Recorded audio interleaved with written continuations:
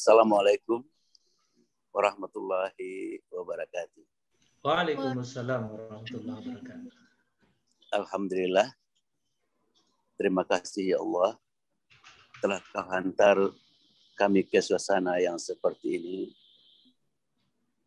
Engkau menakdirkan bahwa dengan COVID ini justru kita lebih akrab, kita lebih dapat bertemu, bahkan dapat dengan jelas melihat wajah-wajah. Dan kita beruntung karena kita dilahirkan di masa corona ini, yang umat-umat yang lain belum pernah mendapatkan suasana corona ini. Dengan corona ini, kita lebih dekat pada Allah. Dengan corona ini, banyak daripada kita betul-betul menjaga kesehatan, sehingga badannya menjadi sehat walafiat.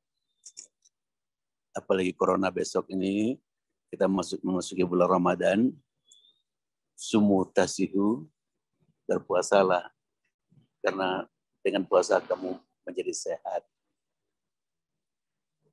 Kemudian kita bersyukur karena kita dipilih oleh Allah sebagai umat yang bisa merasakan dan bisa mengatasi, serta kalaupun kita mati syahid di suasana corona ini. Dan hari ini kita rasakan sekali nikmatnya kita bisa bertemu walaupun kita berjarak. Kita bisa bicara, saling mendengar, walaupun kita berjauhan. Saya sekarang ada di Biaro, di tempat SPBU yang insya Allah sebentar lagi akan kita resmikan. Dan di belakang saya itu ada Gunung Merapi, dan Gunung Merapi ini tak diliputi awan, luar biasa bagusnya. Dan di Rembang petang ini terlihat sekali Gunung Merapi itu yang memperkokoh, tidak ada goncangan di bumi dan memperkuat kekuatan kita di alam ini. Saya nikmati angin yang berhembus, sepoi-sepoi basah. Saya nikmati sejuknya angin ini. Dan di Biaro ini saya lihat Allah Maha Pengasih memberikan AC alam yang luar biasa. Ketika saya di Pekanbaru, AC-nya cuma untuk kamar saja, kita harus bayar mahal. Ini untuk semuanya dan udara yang segar. Mudah-mudahan inilah yang menambah kesehatan kita. Dan kita bersyukur dalam suasana corona ini, usaha-usaha kita banyak yang lebih lancar dibandingkan dengan usaha-usaha sebelum pandemi. Apa rahasianya? Kalau saya tilik-tilik dari dulu, kita semuanya sebagai dokter pernah diwisuda. Waktu diwisuda, kita diberikan ijazah yang kita kepit pada tangan kiri dan diberikan Al-Quran yang kita junjung di sebelah kanan. Dua senjata inilah aset yang paling berharga yang kita peroleh dari hasil pendidikan kita. Dengan ijazah, kita berhak mendapat gelar dokter. Dokter adalah jabatan luhur, adalah jabatan yang terhormat. Sampai saat ini pun juga, kalau orang mengatakan, oh itu Pak Dokter, maka ada penghormatan orang kepada dokter itu, karena dokter itu dipercaya karena ketulus ikhlasannya, dipercaya karena kepintarannya. Hasil seleksi yang tertinggi itu orang masuk kedokteran. Kalau sudah masuk kedokteran, itu sudah luar biasa. Apalagi kalau lulus kedokteran, itu lebih luar biasa lagi. Makanya ketika kita memperkenalkan diri, masuk ke kantor, masuk ke pasar, masuk ke akademi, kalau orang itu tahu bahwa kita dokter, maka otomatis orang itu akan menghormati kita, memberikan apresiasi yang bagus, karena gelar yang kita sandang itu. Maka biasanya tempat kita itu tempat terhormat. Maka dengan ini, kita bisa menggapai kesenangan di dunia dan surga di dunia dengan gelar dokter itu. Pergilah ke kantor, kita akan dapat pelayanan istimewa. Pergilah ke tempat ramai, kita menuntut penghormatan. Ini adalah aset yang luar biasa, sehingga orang-orang lebih percaya kepada dokter, karena dokter itu pernah mengobat anaknya, pernah mengobat keluarganya, pernah menolong semua yang pernah dikenalnya. Maka dengan sendirinya dokter itu diminati dan disenangi, sehingga kalau berusaha, usahanya dimudahkan. Berapa kali kita mengurus yang namanya surat izin usaha, yang namanya usaha-usaha yang bermacam-macam, itu karena dia tahu kita dokter, itu dipermudah, dipercepat, bahkan ditunjukkan jalan-jalan yang terbaik untuk itu. Sebagaimana kita lihat, sekarang saya berada di SPBU baru, ini juga karena hubungan baik dengan Pertamina, dan dia mencarikan tempat yang terbaik pula, dan mempermudah urusan ini. Itu secara gamblang kita lihat. Kalau dokter yang berusaha, kalau dokter yang mengerjakan sesuatu, itu dapat kepercayaan dari orang banyak dan dapat kepercayaan dari mitra bisnisnya. Sehingga dengan modal itu, insya Allah tempuhlah kantor-kantor, tempuhlah tempat-tempat perizinan, sebutkan bahwa kita alumni FK UNAN yang namanya masih dan tetap baik, dan ada penghormatan orang kepada alumni UNAN ini. Begitupun sewaktu kita mengurus rumah sakit, baik perizinannya, baik tata kelolanya, baik semua itu, semuanya itu banyak ditolong dan dibantu oleh orang-orang yang tempat kita minta tolong itu. Jadi dengan arti kata lain, kita tidak sia-sia diberikan oleh dekan atau rektor ijazah yang kita kepit di tangan kiri. Dengan ijazah itu kita melangkah di dunia ini, dan dengan ijazah itu inilah aset yang sebaik-baiknya, sehingga apapun urusan itu dipermudah. Tanyalah pada teman-teman kita itu ya, bukan hanya di tingkat atas, ke Mentawai pun, ke tempat-tempat yang tersuruh pun, kalau dia tahu kita dokter, itu otomatis penghormatan yang tinggi. Ketika kita menjelajahi Mentawai, dulu dari Sekabaluan, Siberut, Pulau Pagai, Pagai Utara, Pagai Selatan, kita waktu itu bersama-sama dipimpin oleh Dr. Mukhlis Hasan, itu kita sampai ke pelosok-pelosok, sampai ke Talile, dan berhari-hari kita mendayung sampan untuk mengobati orang-orang, dan bermacam-macam kebahagiaan yang kita rasakan sewaktu kita berada di suku terbelakang itu.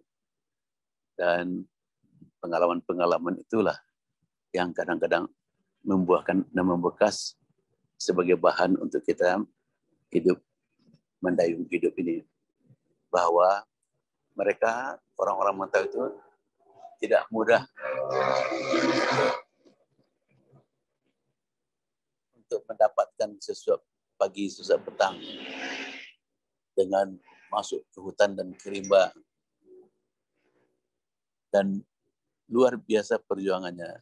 Kita hanya sekadar menulis resep, kita sudah dapat uang yang jauh lebih banyak. Kemudian dengan Al-Quran,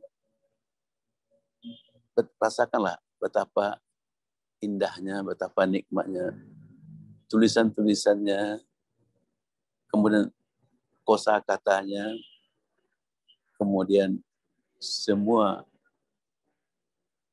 apa yang tertulis di situ luar biasa, pendek-pendek, bagus-bagus. Orang Arab sini mengakui Quran itu luar biasa tata bahasanya. Dan setiap kali kita membaca Al-Quran, tersentuh perasaan kita dan ingin kita mendalami lagi, sehingga kita ingin bahwa kita juga bisa melantunkan Al-Quran, kita juga bisa memberikan ceramah tentang arti Al-Quran itu, dan dengan itulah menjadi pedoman hidup kita. Jadi di dunia kita mendapatkan surga dari hasil ijazah kita, gelar kita, dan di akhirat insya Allah surga kita dapat juga dengan kembali mengajarkan Al-Quran, belajar dan mengajarkannya, dan kita terheran-heran nanti. Ternyata luar biasa. Apapun pertanyaan kita, buka saja. Dalam keadaan sakit apapun kita buka saja Al-Quran. Ternyata kita buka itu ada kata-kata yang di sana ada obatnya, yang di sana ada solusinya. Kalau tidak percaya, cobalah sekarang pejamkan mata, ambil Al-Quran, kemudian kadukan kepada Al-Quran itu. Apa yang sedang kita alami? Buka saja, semua orang buka. Nanti akan keluar ayat-ayat yang kita terheran-heran. Kok saya menemukan jawaban dalam Al-Quran? Saya menemukan solusi dalam Al-Quran. Saya mendapatkan kata-kata bijak dalam Al-Quran. Dan ini kita telah dibekali oleh dekan, dibekali oleh rektor dengan memberikan kepada kita sebuah kitab suci Al-Quran. Nah, adik-adik sekalian, saya ingin menyampaikan bahwa ini modal dasar kita. Kemudian yang ingin saya tambahkan juga adalah ketika ada seseorang kehilangan harta, atau ketika seseorang kecurian atau perampokan atau apapun yang merugikannya sehingga hartanya ludes, pada waktu dia berkata innalillahi wa inna ilaihi raji'un, bahwa harta Allah kembali kepada Allah. Dan di sini jelas-jelas dan kita pun semua mengakui bahwa harta Allah kembali kepada Allah. Jadi harta yang ada di tangan kita ini adalah harta Allah. Lalu kita diberi hak pakai, diberi hak pinjam, yang semua hak pakai dan hak pinjam itu dimintakan pertanggungjawab. Hanya dua saja pertanyaan kepada harta itu: dari mana harta itu diperoleh dan untuk apa harta itu digunakan. Nah, kita mengenal istilah wakaf. Wakaf itu memberikan sebagian harta kepada orang banyak untuk kemaslahatan. Dengan harta itu bisa berbuat baik, dengan harta itu banyak orang tertolong. Nah, sekarang justru berkembang adalah wakaf produktif. Wakaf produktif itu seseorang mewakafkan hartanya, tapi bukan harta itu yang otomatis menjadi wakafnya, tapi adalah harta itu diproduktifkan sehingga harta itu bisa menjadi berlipat ganda, dan hasil laba dari wakaf itulah sekian persennya digunakan untuk menolong yang perlu kita tolong itu. Jadi kalau kita lihat wakaf produktif ini apa sebetulnya? ini adalah wakaf atau harta yang diberikan, yang dikerjakan oleh para sahabat sejak dahulu kala. Dengan demikian, harta itu produktif, makin berkembang, tanpa yang mewakafkan itu merasa rugi atau kekurangan. Contohnya apa? Contohnya Umar bin Khattab punya tanah yang subur sekali, itu diwakafkannya. Kemudian dari hasil usahanya itu, dari labanya itu, itulah yang diberikannya. Sehingga akhirnya usaha Umar bin Khattab itu berkembang, sehingga jadilah dia menjadi pasar seng, dan menjadilah di bermacam-macam pasar, yang sebetulnya itu semua itu dikembalikan sebagai harta Umar bin Khattab. Utsman bin Affan, dia membeli sumur, dan air sumur itu dibagi-baginya kepada masyarakat, dan itulah yang diwakafkannya. Dan kita lihat sekarang rekening dari Utsman bin Affan itu luar biasa banyaknya. Dia berkembang terus dan produktif terus. Universitas Al-Azhar di Kairo itu pun juga hasil wakaf. Itu hasil wakaf, dan itu kita lihat luar biasa perkembangannya karena wakaf produktif. Makanya saya memanggil teman-teman, lakukanlah wakaf produktif.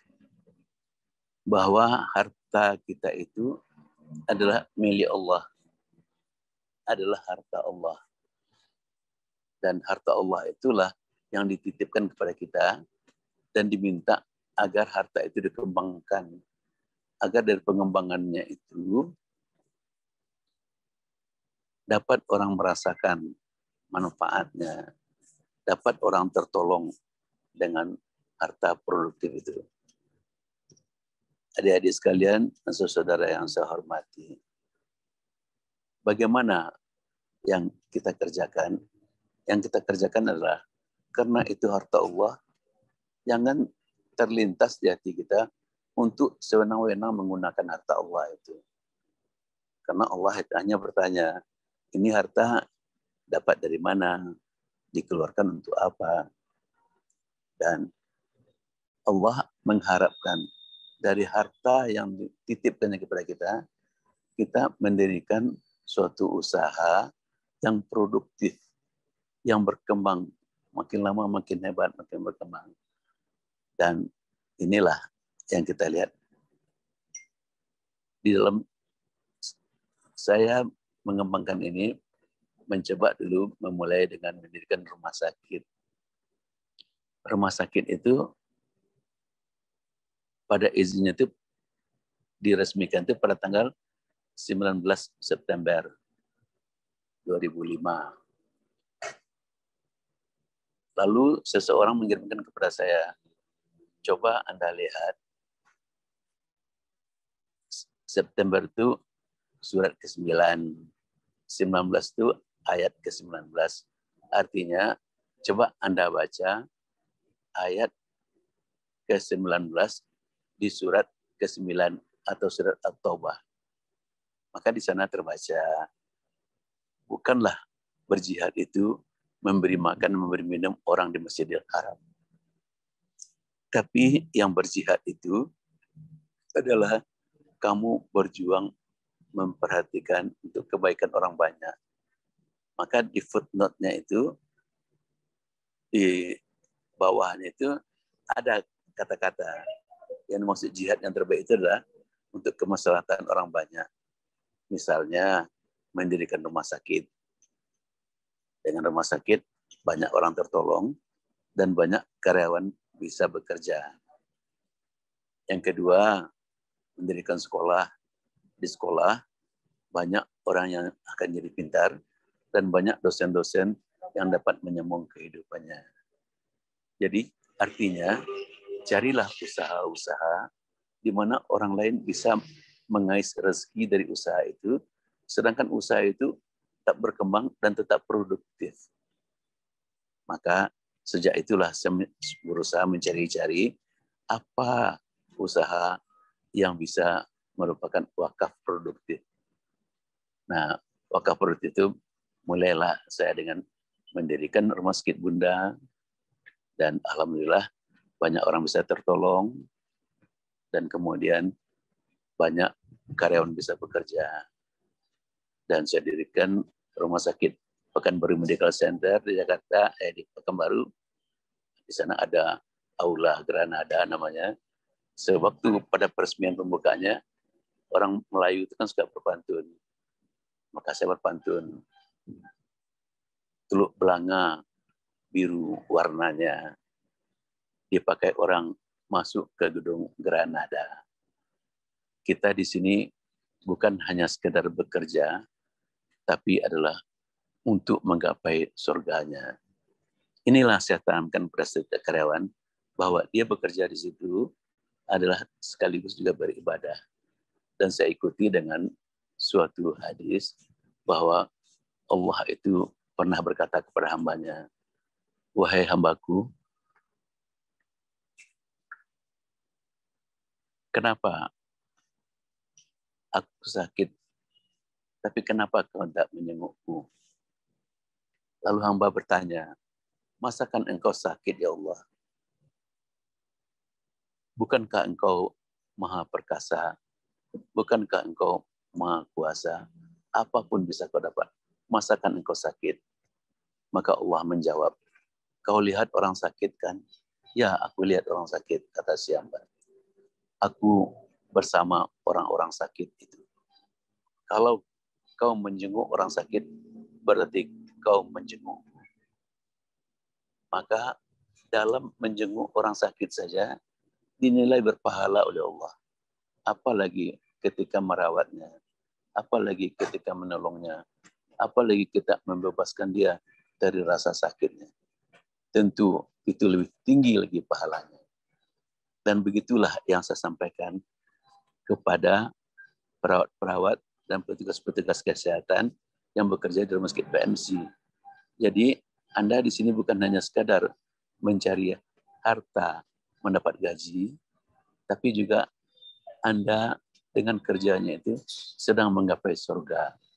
Maka saya katakan, bagi yang bekerja melayani ini, dia dapat 2 surga. Surga dunia dia dapat, karena mungkin sebagai dokter dia di situ, meladani dengan baik, dengan tulus dan ikhlas, sehingga orang merasakan ketulusan, sehingga orang patuh dan loyal padanya, pasiennya makin hari makin bertambah, makin hari makin banyak, dan hasil dari itu, profitnya, labanya itu adalah digunakannya untuk menggapai surga di dunia. Dan doa orang-orang yang ditolongnya itu akan mengantarkannya mencapai surga di akhirat. Jadi sebagai dokter yang bekerja, dia dapat 2 hal sebetulnya. Ketika dia membaca bismillah, ketika dia mengatakan bahwa dia bukan hanya sekedar bekerja, tapi juga ingin menggapai surganya. Dengan cara demikian, maka pasien-pasien kita yang pada era di saat BPJS, pada era di saat COVID, ternyata alhamdulillah meningkat. Dari itu karyawan bisa terbantu, dengan itu pasien bisa terbantu.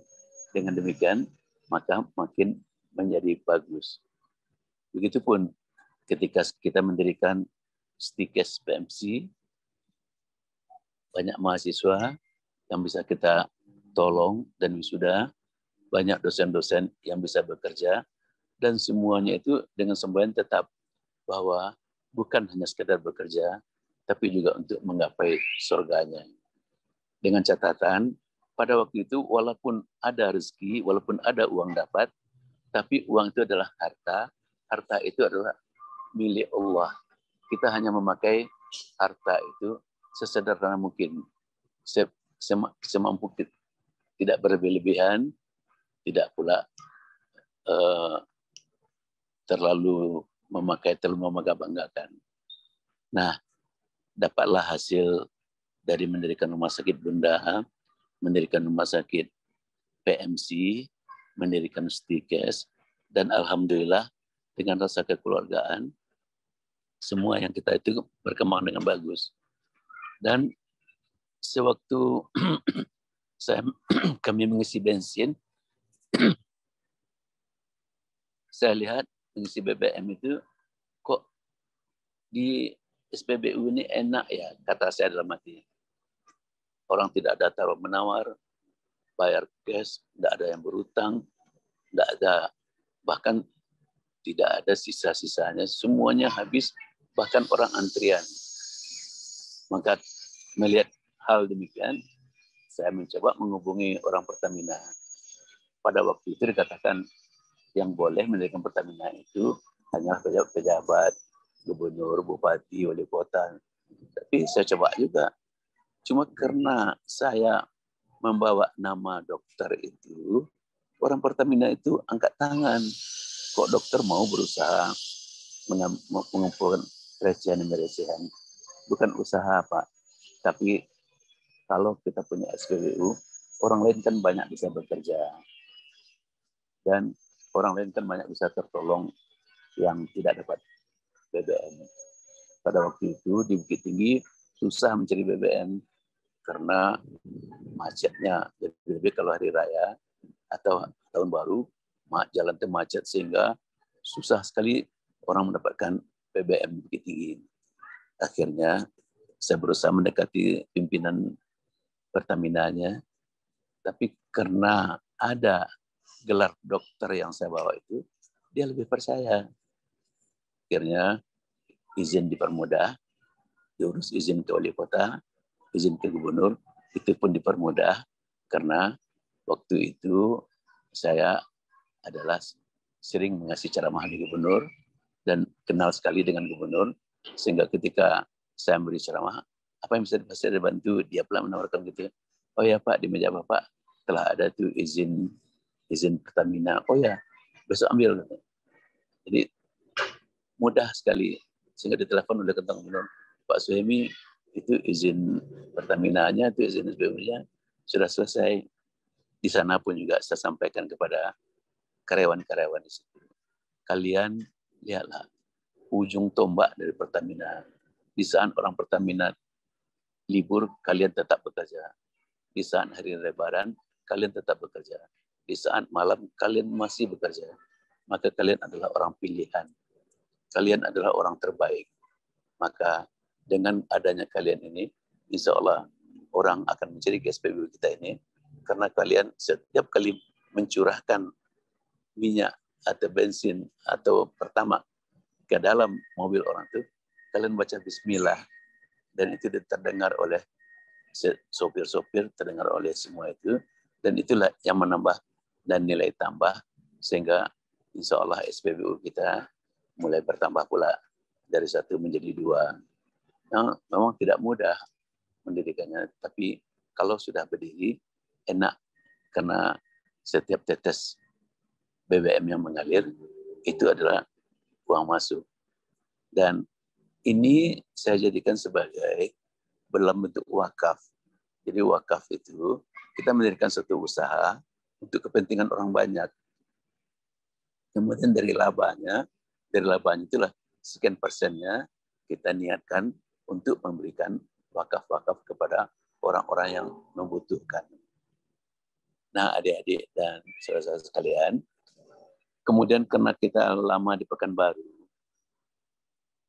dan pasien-pasien kita di Bunda mulai saya tinggalkan, kemudian pada waktu itu mengurus BPJS tidak mudah, kemudian harus ada dokter tetap, tidak boleh dokter yang pegawai negeri, sulit mencari tenaga dokter, dan mahal harga dokter, sehingga akhirnya kita dalam seleksi untuk masuk BPJS, kita nggak dapat, tambah kita juga nggak mengurusnya, karena kita telah asik oleh kegiatan di Pekanbaru dan Bukit Tinggi.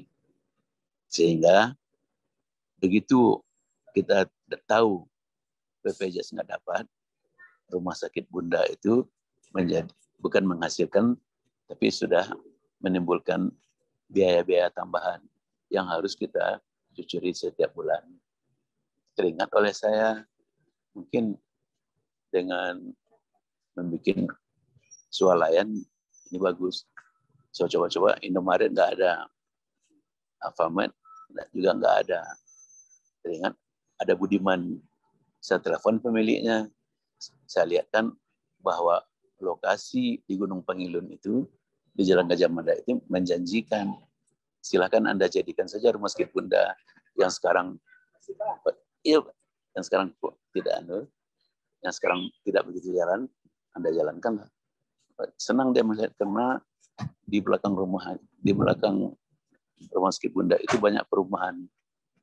Senang dia melihat karena di sekitar rumah sakit itu memang jalan utama, karena sekarang nampaknya telah bergeser.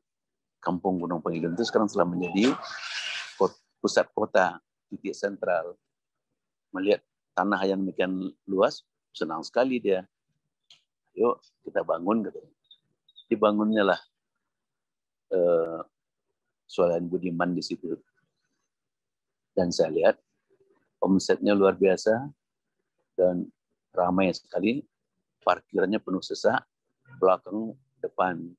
Sehingga dalam tempo yang singkatnya, dia bisa melunaskan janjinya kepada sekitar. Dan saya pun juga merasa beruntung, karena yang biasanya mencucuri setiap bulan sekian, sekarang justru mendapat lipatan dari itu. Setelah berjalan setahun, saya nggak datang karena pandemi di Padang, katanya sulit untuk datang ke Padang. Saya tetap di Pekanbaru. Terfikir rumah yang saya tinggali itu, kalau dibiarkan, tentu mau tidak mau bocor lah, inilah akan rusak. Barang-barang perabotnya pun juga harus rusak. Maka ditawar oleh Budiman itu, dia ingin melebarkan usahanya.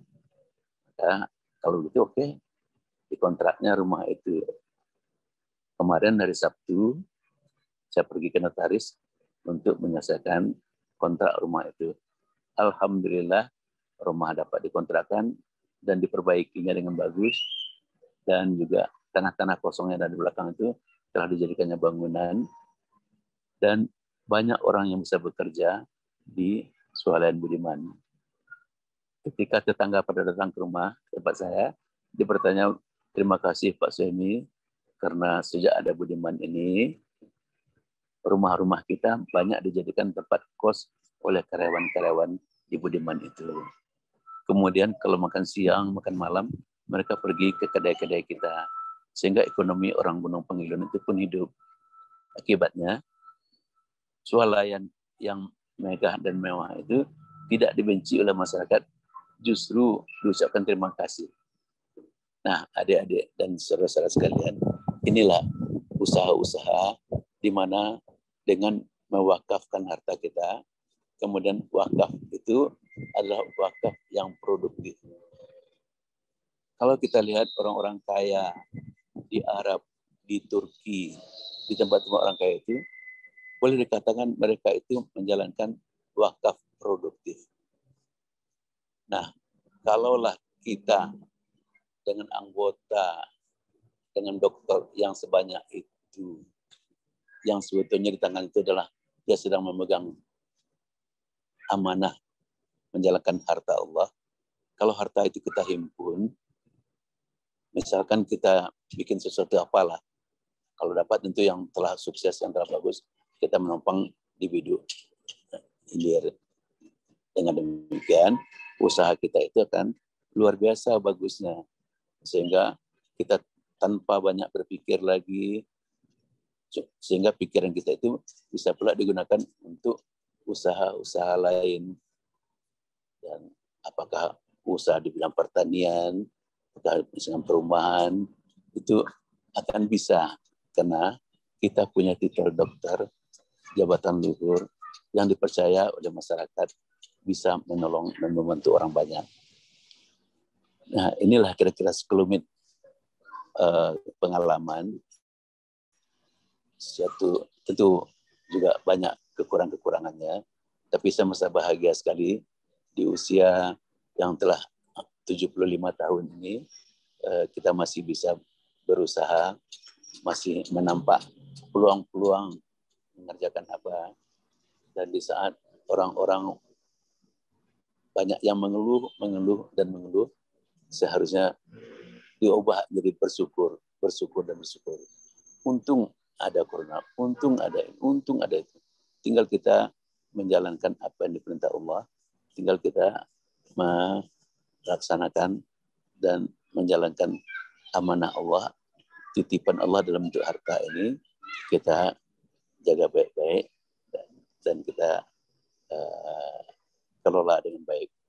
Mudah-mudahan sewaktu kita tidak ada nanti, kita telah punya saham, yaitu sedekah yang kita berikan, yang mudah-mudahan tetap mengalir, doa anak soleh yang kita telah didik, dan kemudian tulisan-tulisan ilmu-ilmu yang bermanfaat yang telah kita tinggalkan. Mudah-mudahan usaha-usaha yang baik itu tetap berkembang. Selama usaha baik itu berkembang, selama dia bisa menolong, bermanfaat pada orang lain, insya Allah selama itu pahala-pahalanya akan kita terima. Inilah tujuan kita hidup, bahwa sampai di ujung hayat kita berusaha berbuat baik dan menjadikan diri kita kalau bisa mengecap surga di dunia dan surga di akhirat sesuai dengan doa kita, Rabbana atina fid dunya hasanah wa fil akhirati hasanah wa qina azabannar. Ya Allah, berilah kami kesenangan di dunia, berilah kami kesenangan di akhirat, jauhi kami dari siksaan api neraka. Ini hanya sekelumit kecil dari pemandangan. Tentu semua ini tak luput dari sokongan keluarga, terutama istri yang selalu mendampingi, yang selalu mensukseskan. Bahkan dari banyak ide-ide timbul dari anak-anak yang alhamdulillah saya punya anak 4. Yang satu namanya Dr. Ilham, dia memegang Rumah Sakit Bunda Jakarta dan dia ahli bayi tabung di Jakarta dan sering diminta memberi ceramah sampai ke luar negeri tentang bayi tabung dan tentang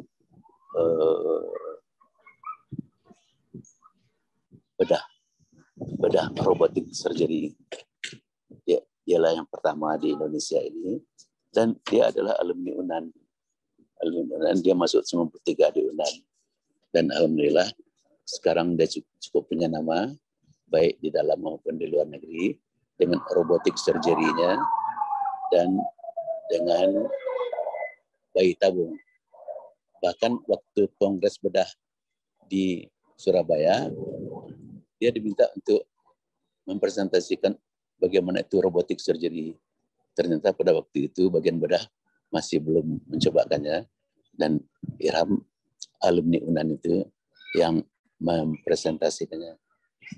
Anak saya kedua namanya Dr. Ihsan, juga ahli bayi tabung SPOG, dan satu-satunya di Riau. Dan alhamdulillah saya tetap tanamkan padanya, semua itu adalah karena ridha Allah kamu menjadi itu. Dan yang ketiga, tentara. Dia jadi komandan Kodim sekarang di Dumai. Dan alhamdulillah dia beberapa kali memimpin pasukan ke luar negeri sebagai pasukan perdamaian dari PBB. Sekarang dia dipercaya untuk menjadi Dandim. Dan anak saya yang keempat adalah Irsad. Dialah yang megang rumah sakit PMC di Pekanbaru.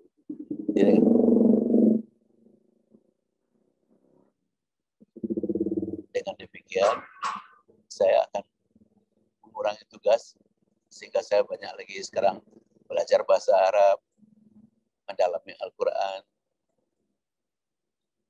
dan mendengar dari YouTube banyak pengajian-pengajian yang bagus.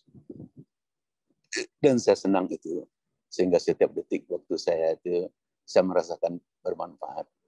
Karena waktu saya naik haji dulu di Multazam, saya berdoa, ya Allah, berikanlah setiap detik waktu menjadi detik-detik yang bermanfaat, baik untuk diri saya maupun untuk orang banyak. Billahi taufiq wal hidayah. Assalamualaikum warahmatullahi wabarakatuh.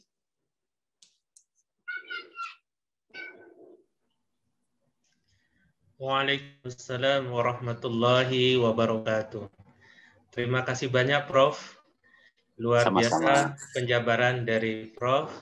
Dapat kita tarik kesimpulan, Bapak Ibu alumni FK UNAN, hadirin wal hadirat, adik-adik sekalian, para mahasiswa penerima beasiswa UPZ alumni FK UNAN.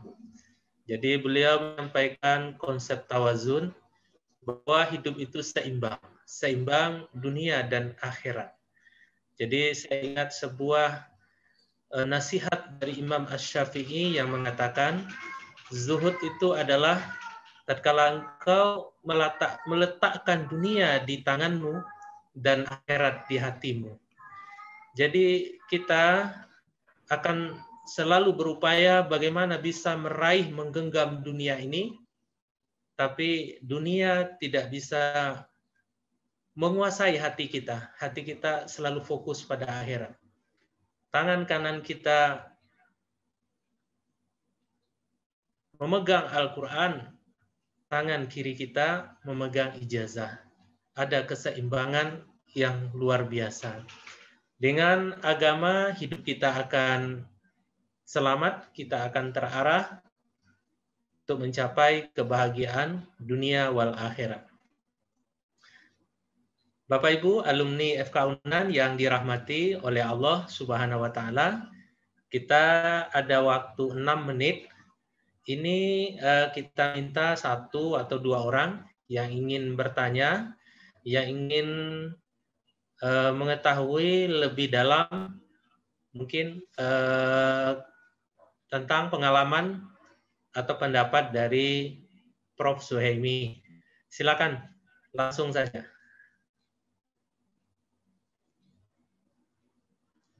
Ada pertanyaan?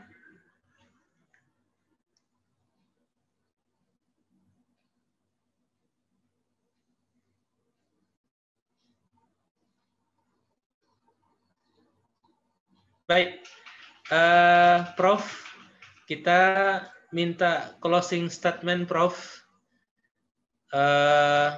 Kalimat penutup untuk kita semua.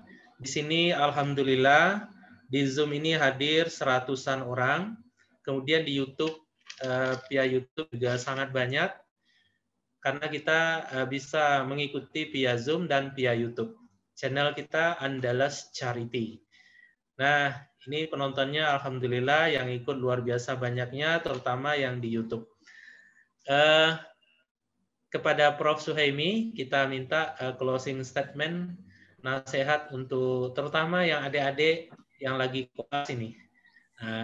Dokter muda, nasihat untuk para generasi muda sehingga bisa mencontoh, mengambil banyak tauladan dari Prof. Suhaimi. Ya, baik. Sewaktu kita diciptakan, sewaktu menjadi zigot, itu telah mengalahkan sekian ratus ovum yang lain dan sekian juta sperma. Itulah kesuksesan yang pertama kita sewaktu kita menjadi zigot. Sewaktu kita lahir itu sukses yang luar biasa karena kita selamat lahir ke dunia. Setiap kali naik tingkat itu adalah kesuksesan demi kesuksesan. Makanya dokter itu adalah kumpulan kesuksesan.